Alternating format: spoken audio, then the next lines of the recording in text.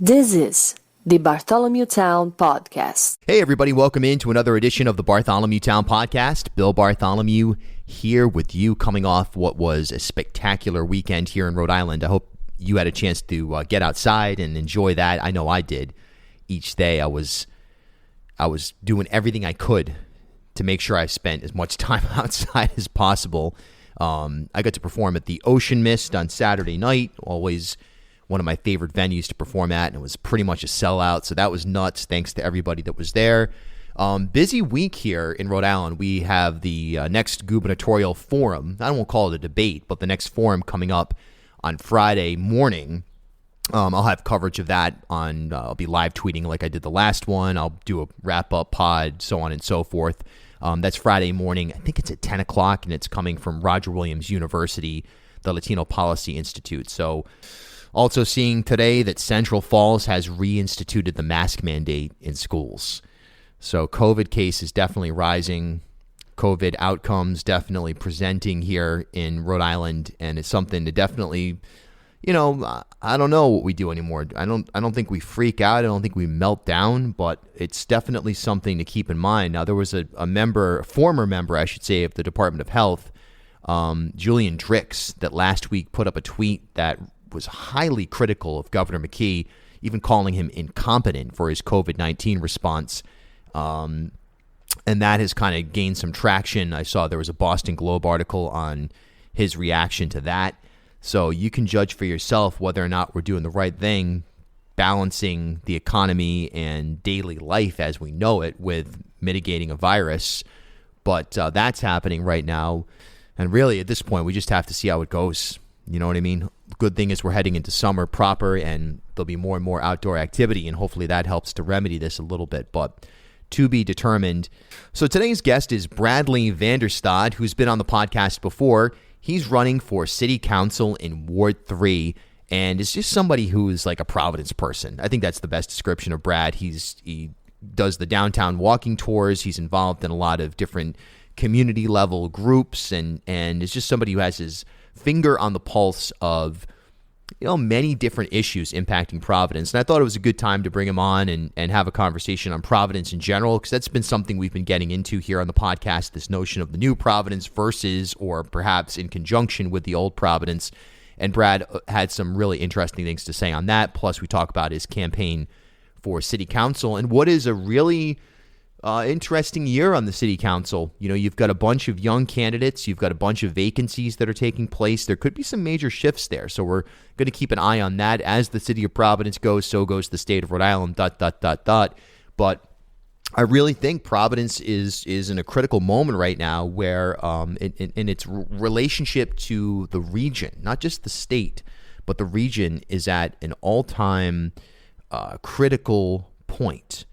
Are we going to shift into a period here where Providence can kind of serve as the epicenter of a vibrant, robust, and equitable economy and lifestyle for all of us here?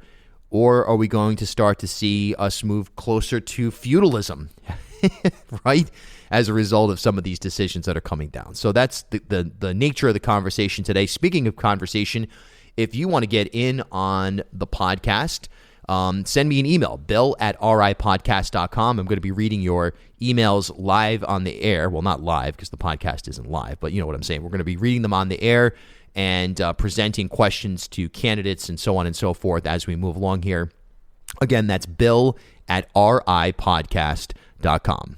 Support for Bartholomew Town comes from Pure Vita Labs. Visit purevitalabs.com today, and by Commonwealth Care Alliance, delivering uncommon care to Rhode Island.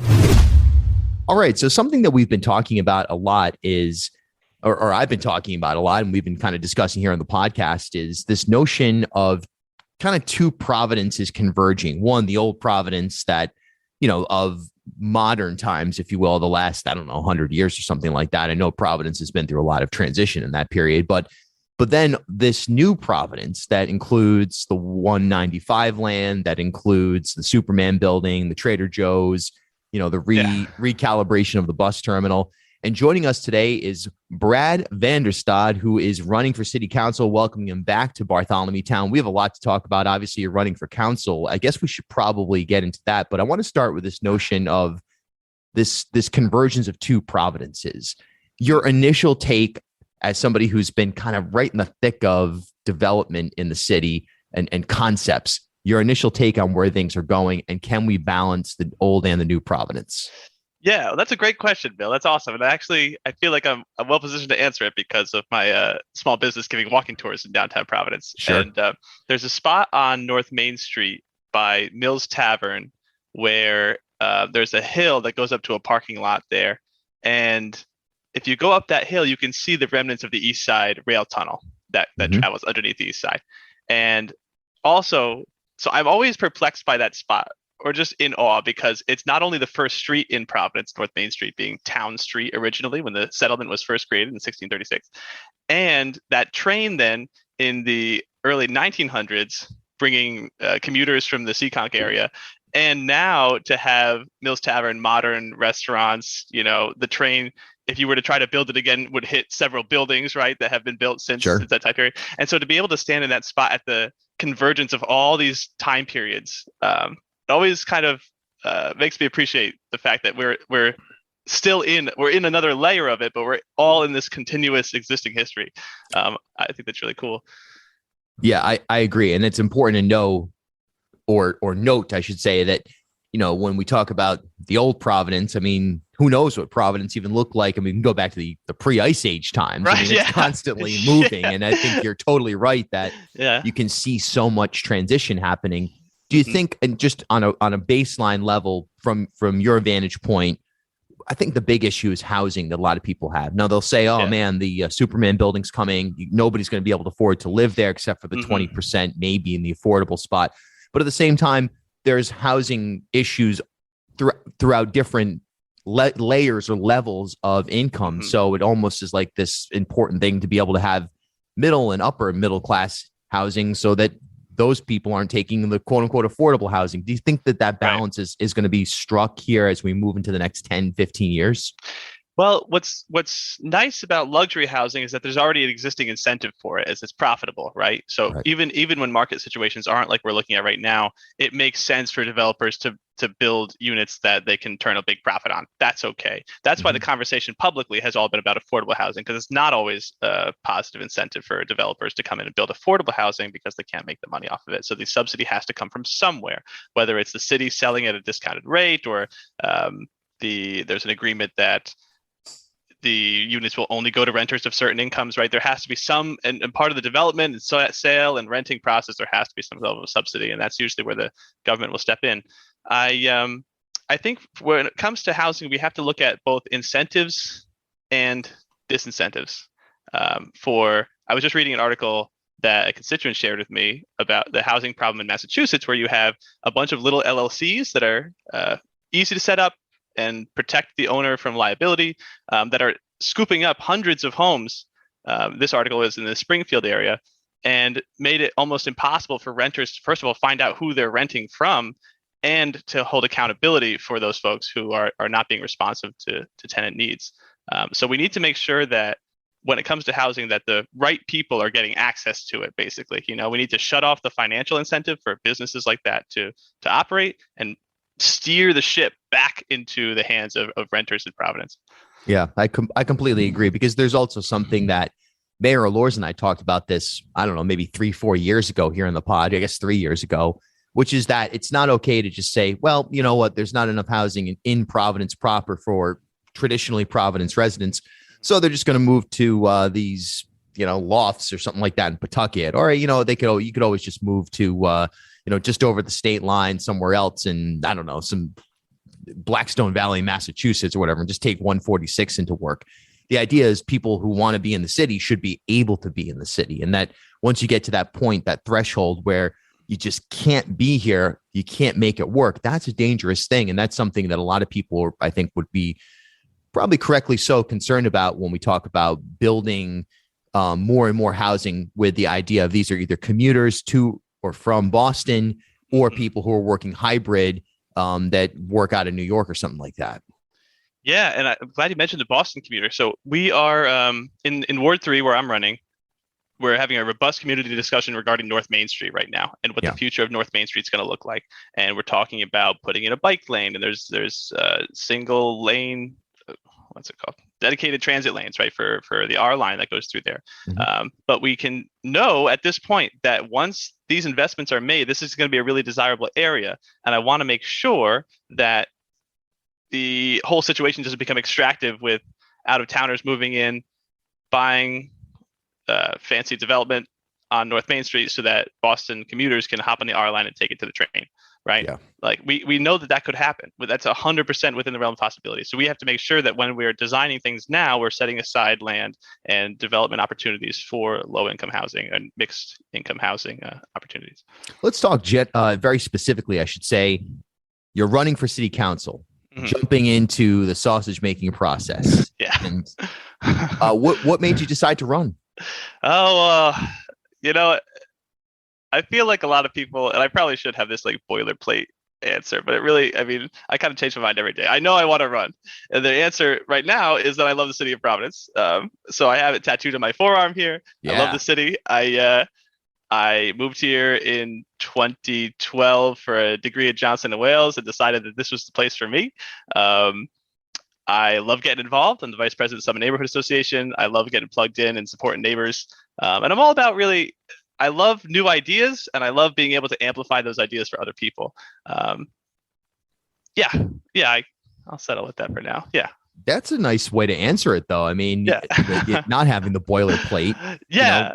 There's a lot of, and I want to focus in on you and your vision and what you see for both Ward 3 and the city as a whole if you were elected to the council. But, there's a lot of younger folks who are running for council this year. There's kind of a contingent of, I'm thinking 3 or 4 people that come to mind, you included, that if all elected would dramatically change the shape and scope of the council, and at least demographically and somewhat politically.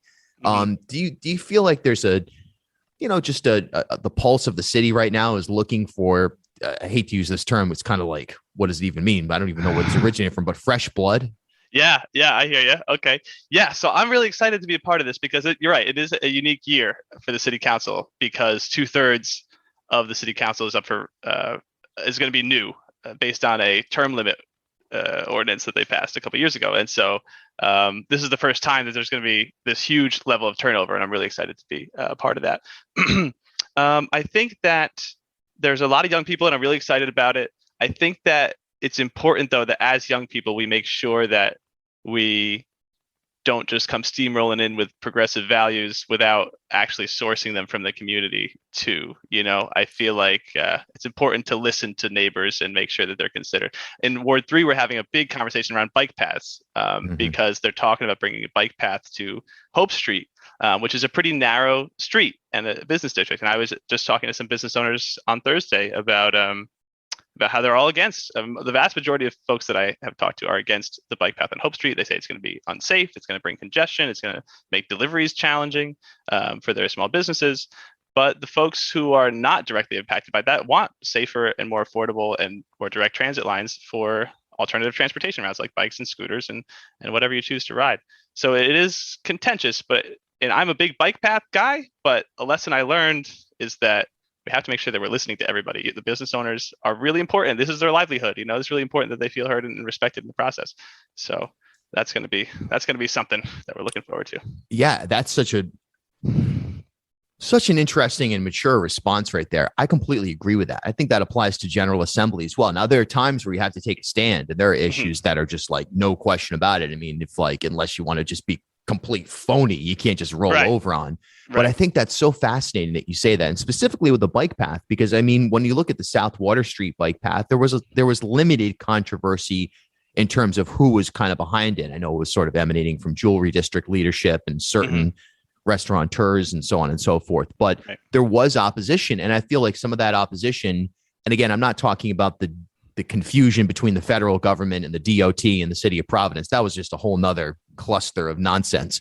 But it is important to engage what the city wants. And if the majority of people want a bike lane on South Water Street, great. I'm all about it. I love that area. I think it's amazing. But progressive ideals, sometimes, you become so, you dig in so hard, and it's certainly the same on the right as well, with very conservative ideas, where you're no longer serving the constituency, you're serving a broader movement. And the role is an ambassador for the people of, in your case, Ward 3. Exactly. And that can actually serve to hurt the movement as a whole, know, when you're taking a stand here and you're separated from the actual wants and needs of the community, it can actually damage the progressive movement, because now you become associated with someone who doesn't listen, right? You're obstinate and you're not listening to the needs of the community. I think it's important to be progressive, don't get me wrong, and we should work to elevate progressive voices and historically marginalized voices, but important to be listening. Yeah, and those historically marginalized voices, do you feel like there's enough being done? I mean, there's clearly not, because there's still a lot of disparity that's unacceptable. But do you feel like there's enough policy-wise being done right now on a baseline level in the city of Providence to try to ameliorate some of the built-in systemic racism, classism, disadvantages that take place? Because we talk about housing, we talk about education, we talk about healthcare, we talk about transit, whatever it may be, there's still major disadvantages that certain groups face, not universally, but by and large. Do you think there's enough being done, enough started? And if not, what would you like to see? What would you initiate if you were elected? Good question.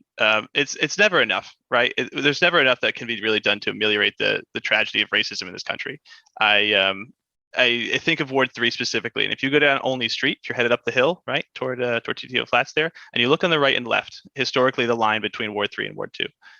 Ward 2 on the right, the Benefit Street, College Hill, you see these beautiful homes, right? It's like picturesque Providence, this, that, the other thing. Everyone's got multi-million-dollar homes. If you look to the left, you'll see the Whole Foods parking lot, and next to University Heights there, and that's a leveled neighborhood from when they were clearing out urban blight. And I use hand quotation marks there, because that was a racist practice by which we were just knocking down communities of color for the most part, because the homes weren't valuable. So it's a huge, and you can see that. You can still walk down the street and see that. That's not that far long ago. I would like to see a program that specifically targets that disparity, that racist act of our past, of Providence, the city of Providence's past, by talking about specifically people who were harmed in that, right? Because there are people in Mount Hope who still own their home who were denied capital before the Fair Housing Act. And so I would like to see forgivable grants, or even just forgivable loans or grants to those families who are still here, who were still impacted by those racist laws that were in effect. There's this thing that I called. I was on WPRO, I think it was last week, filling in for Dan York, and I did this kind of montage of different voices. Cliff Wood from the Providence Foundation. I had Gonzalo's voice on there, Brett Smiley's voice, two mayoral candidates. Nice. Just talking about this. It's something that I call out members of the media on this, because this idea is fed through them that somehow if you're from, South Kingstown and you come to Providence to go to a small business or go for a walk or something like that, somebody's going to jump out of, some dumpster and, hop on a dirt bike and run you over and take all your stuff and eat your pets. And, this idea of like, and it's something that Chief Clements and I talk about. It's just like, it's so frustrating. It's so, there are, I should say, many issues here that are of, critical concern. Sometimes they're more nuisance oriented, like the ATVs, but there can be a danger to that as well. No question about it. So how do you correct public safety while having a reasonable and equitable and appropriately soft hand at the same time, making sure there is public safety here? And how do you change the perception of the city of Providence to people who don't live here? So that's the hardest part, because even if we were to make things perfect, they wouldn't be here to see it, right? I think that you have to do a whole bunch of things at the same time to correct public safety. I believe that crime is a systemic issue, and that just allowing or coming down hard on being an anti-crime candidate, right? For example, like we've seen in decades past, is not actually helpful in the long term. It doesn't fix any of the systemic issues that leads to why people are committing crime in the first place, which is lack of opportunity and lack of educational opportunity, economic and educational opportunity, I should say. So I think in order to fix crime, if you look at it, most of the crime is being committed by kids, right, or youth generally, who have been failed by the Providence public school system. And so I think that by focusing on the school system, we can actually reduce crime in the long term. In the short term, we need to focus on community policing. We need to allow police to be able to do their jobs and be supported by the community, but at the same time know that they're going to be held to account if they do make a mistake. I think that if you say the word accountability in this day and age in a police context, it gets shouted down as being a ridiculously progressive idea, right? It doesn't, which is kind of nuts. Accountability makes every system better. Accountability makes government better. It makes private corporations better. It makes everything, like just having the feedback of if a mistake gets made, that there's a correction for it. That's all we're asking for. And it seems that the system has been tilted against that in favor of police unions and law enforcement. So we need to make sure that there is an accountability system by which if something goes wrong, as we've seen, right, as we've seen very egregious examples of, that there is correction for that. Yeah. What in Ward 3, I should know this off the top of my head, or at least should have looked this up, obviously, but talk about the race itself. I can't picture the candidates in the race off the top of my head other than you. Maybe that's a good thing for you. Yeah, that is good for me. I'm glad to hear that. So there's 2 other candidates right now. There's 2 other candidates. Corey Jones. Oh yeah, Corey. That's it. Yeah. Yeah, who I think has appeared on the pod, right? Definitely. And Susan Anderbois. And I think Ward 3 is fortunate that they have got 3 good candidates. I think that my differentiation is that all of my experience has come from this community. I've been here for about 10 years, and I come from a grassroots perspective on things. I've been at the point of service delivery for my entire career, as in I've been a 7th grade math teacher with Teach for America.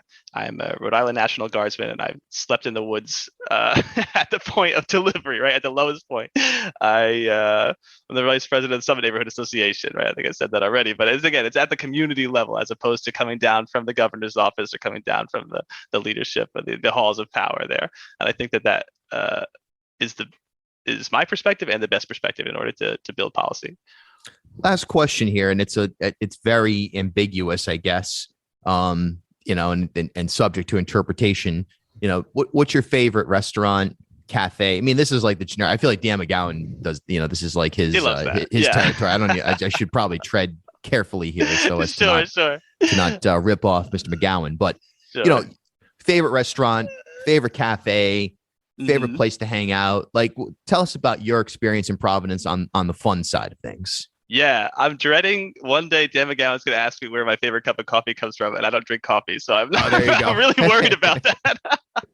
Well, that's the safest answer. You offend no one. Sure. I feel like it's kind of a cop out, but I do like a London fog from 7 Stars, so let that be known.